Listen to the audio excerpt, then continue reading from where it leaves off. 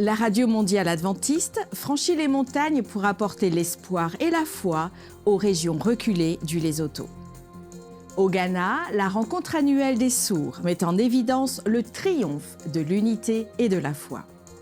Du Pérou nous est racontée l'histoire inspirante d'une femme qui a abandonné son travail dans le recyclage pour se consacrer au colportage. Le pasteur George Brown célèbre 100 années de foi. Restez à l'écoute des actualités d'ANN et laissez-vous inspirer par des histoires d'espoir et de transformation.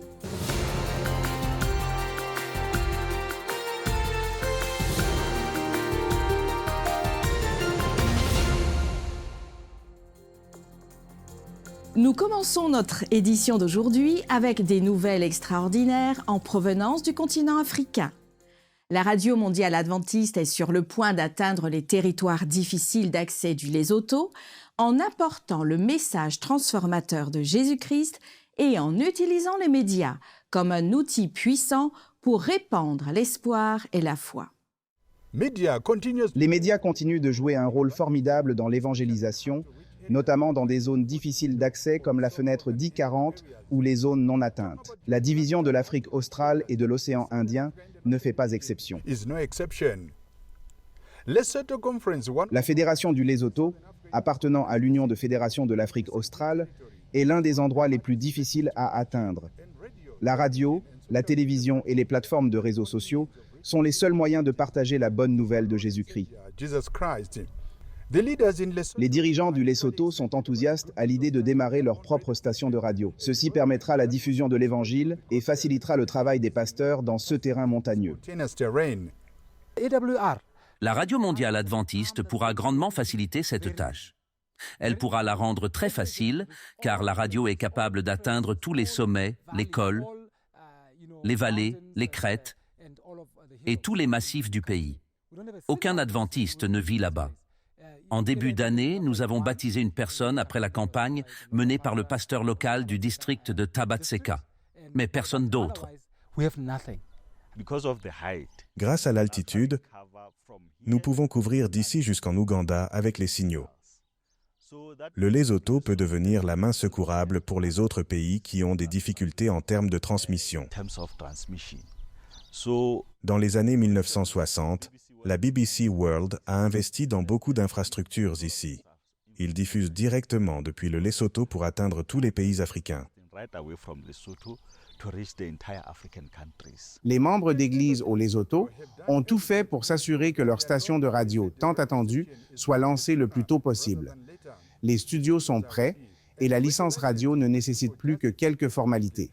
La ministre de la Communication, des Sciences et de l'Innovation, Madame Ntati Muhoozi, du gouvernement du Royaume du Lesotho, se réjouit de cette réalisation. Le Lesotho est un endroit unique. Installer une radio coûte plus cher ici en raison de la configuration géographique. Mais avec le soutien exprimé aujourd'hui, nous pouvons y arriver. La rencontre de courtoisie à la résidence du Premier ministre Samuel Matekane était un signe certain que l'Église au Lesotho était soutenue. Le Premier ministre a déclaré que les portes de l'évangélisation étaient grandes ouvertes pour l'Église adventiste et que son bureau était prêt à faciliter tout ce qui est nécessaire. Nous apprécions grandement ce que vous venez faire ici, au Lesotho. Vous aurez le soutien du gouvernement à travers moi. Nous nous assurerons que tout ce que vous voulez faire ici soit réalisé sans aucune interférence. Nous voulons simplement vous remercier d'être venu au Lesotho et de vous assurer que vous pouvez atteindre même les zones les plus reculées des montagnes, parce que la majorité de notre population n'est pas en ville. Elle est ici, dans les montagnes, dans différentes zones, à différents endroits, mais ici, dans les montagnes. Prendre le thé avec le Premier ministre a été un grand honneur pour nous. Nous avons pu connaître cet humble serviteur de Dieu. Nous avons partagé notre mission, discuté de questions spirituelles et partagé la tragédie des siècles. Ensuite, notre délégation a partagé les Écritures et prié pour lui et son peuple. C'est notre prière, et nous te remercions infiniment, Père, car tu nous entends, car nous avons prié croyant au nom de Jésus-Christ, notre Sauveur.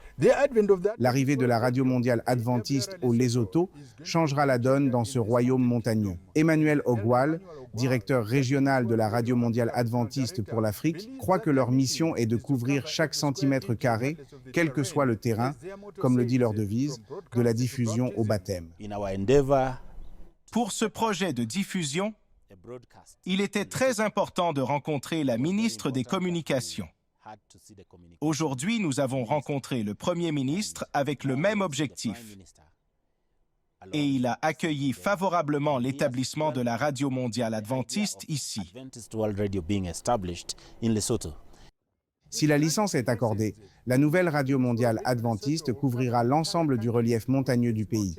Pour couronner le tout, les émetteurs donnés par la BBC il y a de nombreuses années rendent possible l'accès au signal radio depuis le Lesotho jusqu'en Ouganda. Ce développement permettra aux auditeurs de se brancher sur cette station depuis la division de l'Afrique australe et de l'océan Indien jusqu'à la division du centre-est de l'Afrique en Ouganda. Nous sommes ici et nous connaissons les fréquences parce que nous avons rencontré la ministre de l'Information, des Communications et de la Technologie. Elle a aussi dit qu'en cas de difficulté, la porte était ouverte afin de voir comment faire avancer ce projet.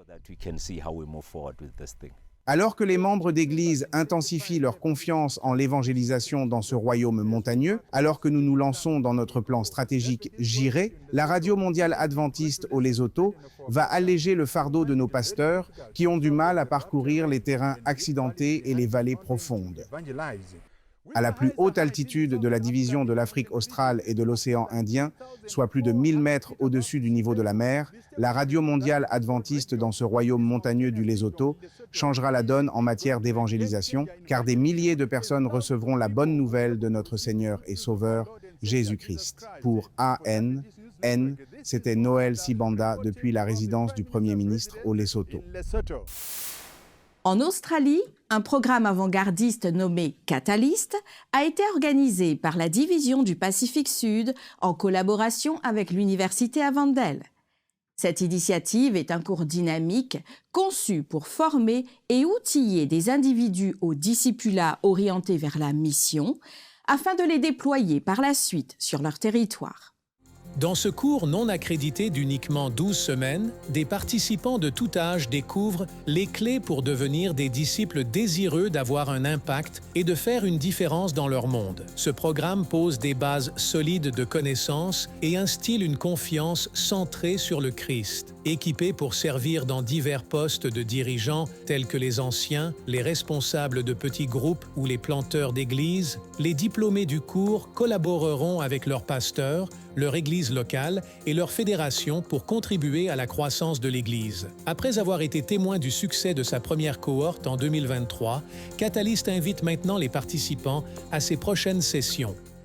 Pour en savoir plus, visitez leur page sur catalyst.c4d.au. Du Pérou nous vient cette histoire inspirante, pleine de courage et de détermination.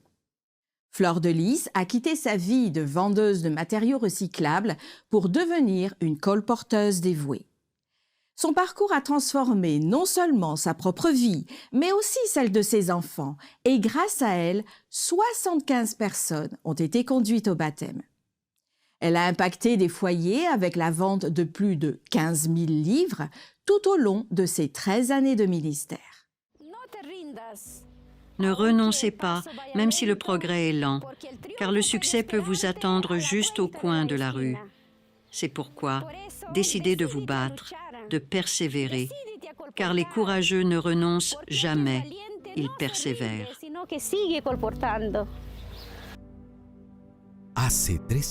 Il y a 13 ans, Fleur de Lys a consacré sa vie au recyclage.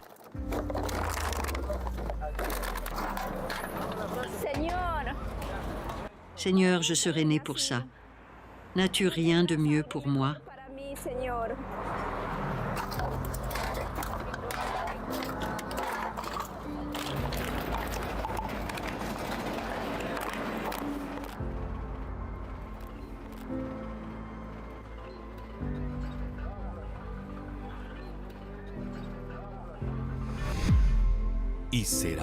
Cette bonne nouvelle du royaume sera prêchée dans le monde entier, pour servir de témoignage à toutes les nations. Alors viendra la fin. C'était la réponse de Dieu. Fleur de Lys a été baptisée à l'âge de 19 ans et a passé 13 ans de sa vie dans le ministère sacré des publications.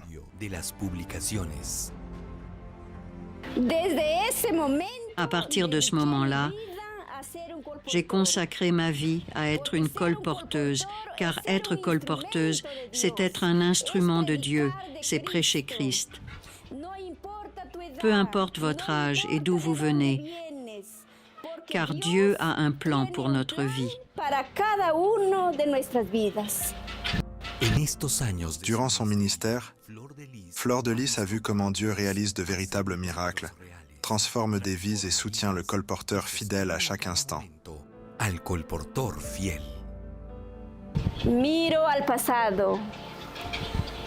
Je réalise que devenir colporteur était la meilleure décision que j'avais pu prendre.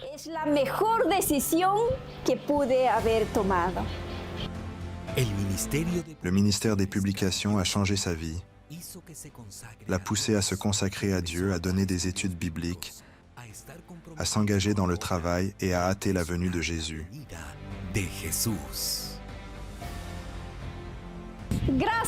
Grâce à Dieu et à travers ce ministère béni, plus de 75 personnes ont déjà été amenées à Christ par le baptême. 2 de mes enfants ont déjà obtenu leur diplôme à l'Université de l'Union péruvienne. Et le 3e, grâce aux bénédictions du ciel, étudie la médecine dans la même université. Alors, ne baissez pas les bras, même si votre progression est lente, car le succès peut être juste au coin de la rue. Jusqu'à présent, dans mon ministère en tant que conseillère, nous avons réalisé, grâce à Dieu, une vente publique d'environ plus de 15 000 livres. Honneur et gloire à notre Dieu. Plusieurs personnes, en raison de préjugés, ne connaîtront pas la vérité à moins qu'elle ne leur soit apportée chez eux. Le colporteur peut trouver ces âmes et les servir. À Avon Park, en Floride, aux États-Unis, une célébration émouvante a marqué le centenaire du pasteur George Brown, ancien président du siège de l'Église adventiste de la région interaméricaine. Il a également été honoré pour ses 41 années de service dévoué dans le ministère. L'événement, auquel ont assisté l'épouse du pasteur Brown, Carla, ses filles, petits-enfants, arrière-petits-enfants et amis, a reçu les salutations du président de la Conférence générale des Adventistes du 7e jour, le pasteur Ted Wilson. Les administrateurs de la division interaméricaine ont reconnu l'impact constant du travail du pasteur Brown sur l'histoire de l'Église dans la région. Qualifié de phare de la foi par le président actuel, le pasteur Eli Henry, son service de 4 décennies, depuis ses débuts en qualité de pasteur de district à président de division, illustre les principes de grâce et d'humilité et inspire les générations à approfondir leur relation avec Jésus. Des hommages émouvants ont mis en exergue la compassion et l'espoir qu'il laisse en exemple. Avec des mots d'affection, le pasteur Brown a exprimé sa gratitude, en accordant à la division interaméricaine le crédit pour sa transformation au fil des ans.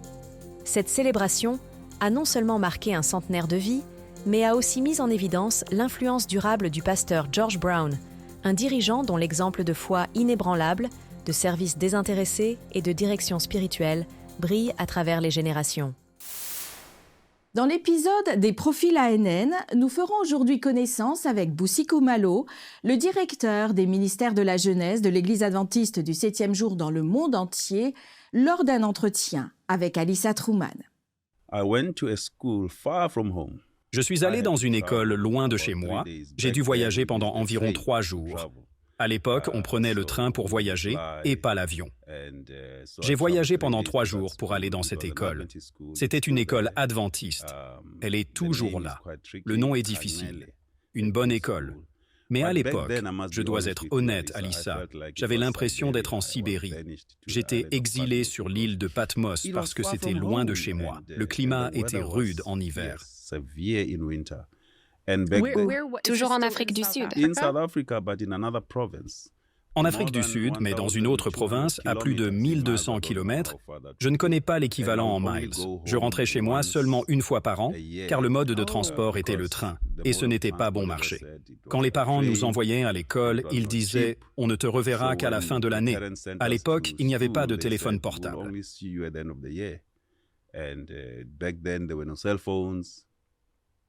Quel âge aviez-vous? J'avais probablement 12 ans, 11 ans, quelque chose comme ça.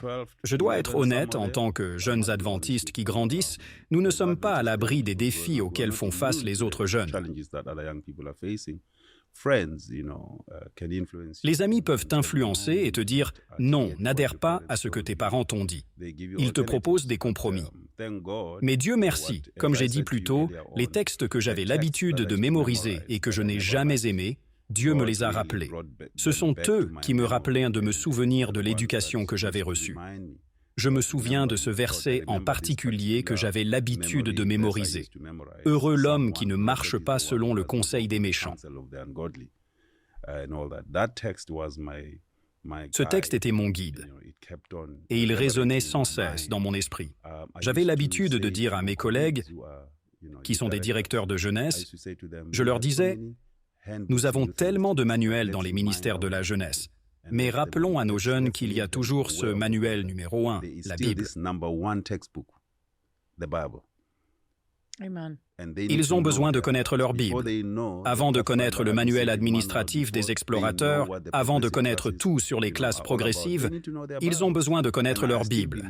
J'y crois toujours, même en tant que directeur de la conférence générale. Pour visionner cet épisode, ainsi que d'autres épisodes complets des Profils ANN, rendez-vous sur la chaîne officielle YouTube de l'Église adventiste du 7e jour.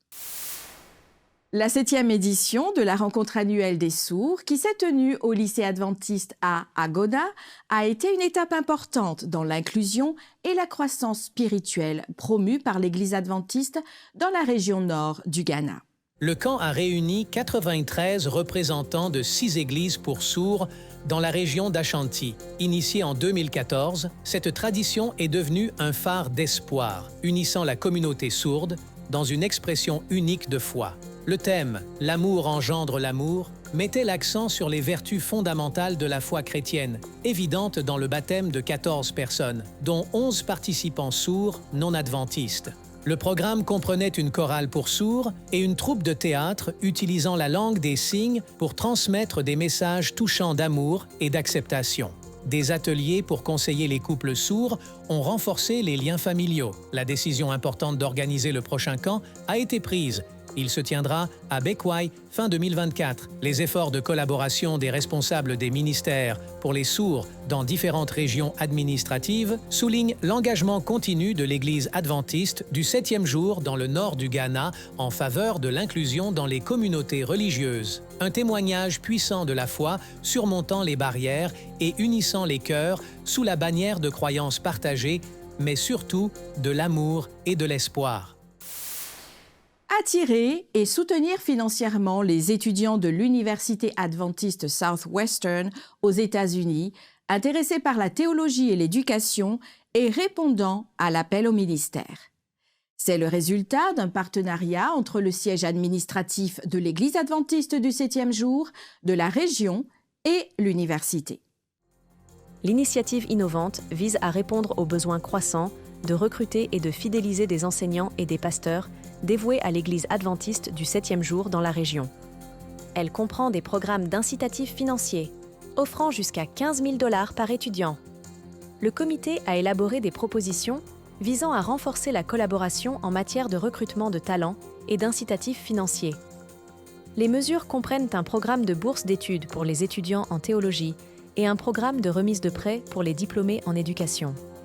L'initiative entre en vigueur cette année et témoigne de l'engagement de l'Union du Sud-Ouest à former la prochaine génération de dirigeants de l'Église adventiste du 7e jour. En plus du soutien financier, le plan comprend des aspects pratiques, avec des visites régulières dans les académies adventistes de la région pour inspirer les futurs pasteurs et enseignants.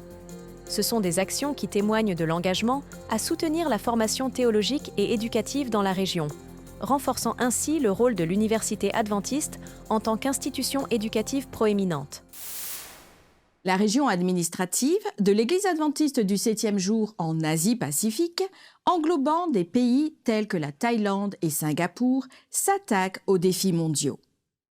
Elle s'engage notamment à toucher 15% de la population mondiale confrontée au handicap, au chômage, à l'itinérance et vise à atteindre d'autres groupes vulnérables. Il s'agit d'une mission spécifique visant à améliorer et à inspirer des vies.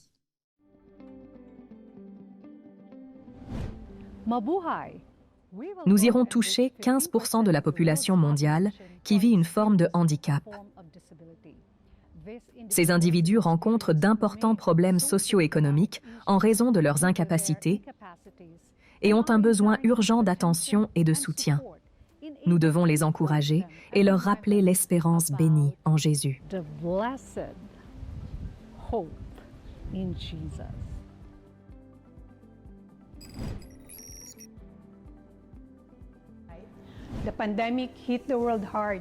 La pandémie a durement frappé le monde. Certains ont perdu un être cher ou leur emploi. D'autres ont connu la dépression et l'économie mondiale a chuté. Mais Dieu nous a soutenus. Nous avons utilisé tous les moyens d'évangélisation pour proclamer que Dieu vit et qu'il y a de l'espoir.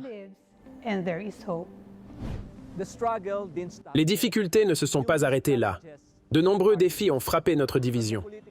De l'agitation politique au Myanmar, au typhon dévastateur qui a détruit les Philippines centrales et du Sud, en passant par les diverses calamités dans notre région. Mais nous traverserons la tempête. Nous sommes maintenant ici, prêts pour un autre voyage.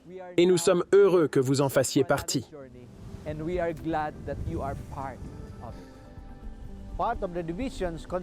Une partie de la croissance continue de la division pour atteindre divers groupes de personnes dans la fenêtre 10-40 et l'ajout de 2 nouvelles unions, l'Union de mission de Malaisie et l'Union de mission du Sud-Est en Thaïlande, et de la Fédération de Singapour.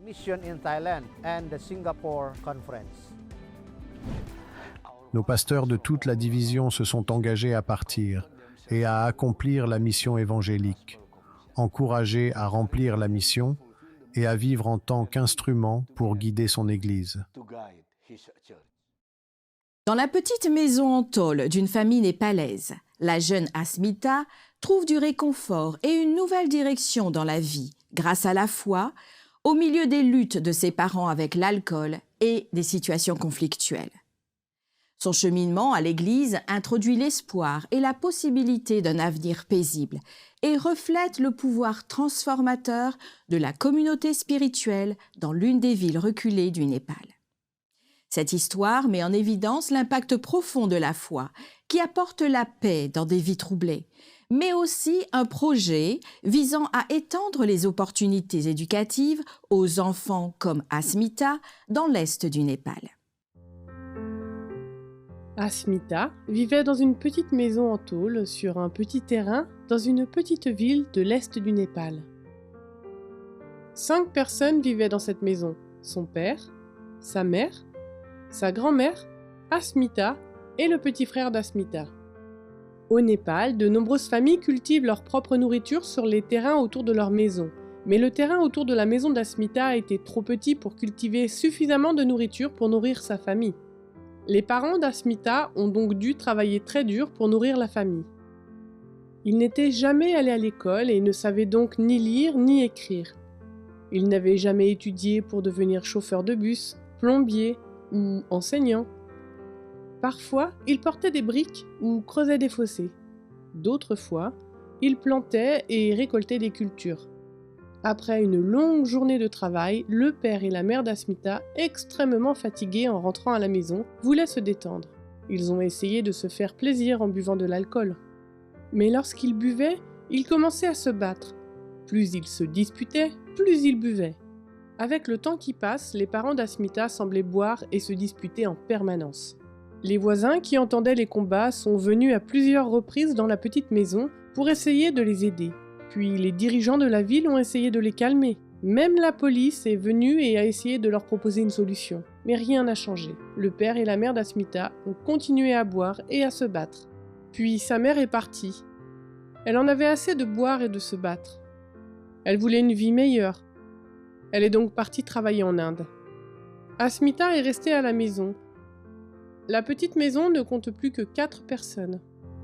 Sa mère étant partie, Asmita a été chargée de la maison. Elle prépare les repas et fait le ménage. C'était un travail difficile. Il était également difficile de vivre avec son père. Il n'arrêtait pas de boire et quand il buvait, la maison n'était pas calme et ne connaissait pas de paix. Il semblait que la vie ne s'améliorerait jamais. Puis la grand-mère d'Asmita a commencé à aller à l'église le jour du sabbat. Asmita n'avait jamais entendu parler de l'église, mais sa grand-mère était heureuse lorsqu'elle rentrait de l'église le sabbat. Asmita aime la voir sourire. Sa grand-mère lui raconte des histoires sur le Dieu du ciel dont elle a entendu parler à l'église. Asmita n'avait jamais entendu parler de ce Dieu. Sa famille adorait des dieux de pierre et de bois, mais Asmita aimait ces histoires. Un sabbat, Asmita décide d'aller à l'église avec sa grand-mère. Elle abandonne ses tâches ménagères et prend son petit frère par la main. Ils se rendent ensemble à l'église. D'autres enfants ont accueilli chaleureusement Asmita à l'école du sabbat des enfants. L'animatrice l'a accueillie avec un grand sourire. Asmita a tout de suite su qu'elle voulait venir à l'église tous les sabbats.